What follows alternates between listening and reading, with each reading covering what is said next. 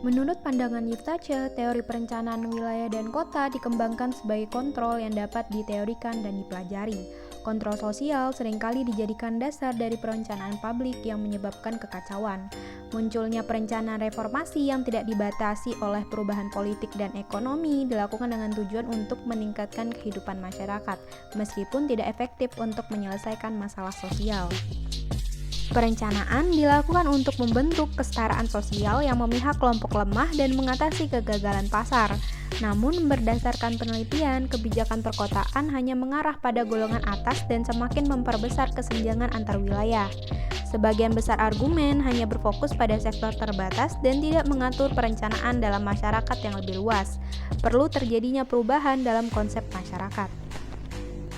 Selanjutnya yaitu negara, ruang, dan ketegangan dialektis antar reformasi dan kontrol, di mana perencanaan dalam lingkup publik dianggap sebagai kontrol dari pemerintah terhadap wilayahnya, sehingga perencanaan harus mempertimbangkan urgensi pemerintahan. Selanjutnya yaitu dimensi prosedural dan dimensi sosial ekonomik, di mana dimensi prosedural mencakup rumusan dan implementasi rencana dan kebijakan, sedangkan dimensi sosial ekonomi yaitu memberikan dampak panjang terhadap hubungan sosial dan ekonomi ataupun masyarakat sekitarnya. Dimensi budaya yang mencakup dampak perencanaan terhadap budaya dan identitas suatu negara untuk menghilangkan proses homogenisasi yang menindas, sehingga diperlukannya pengetahuan tentang hubungan antara kebijakan publik spasial dan sosial kontrol.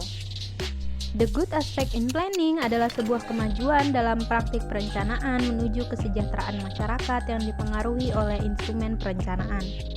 The bad aspect of planning adalah sebuah dampak yang terjadi akibat eksternalitas yang tidak diinginkan dari proses perencanaan, baik secara disengaja maupun tidak disengaja.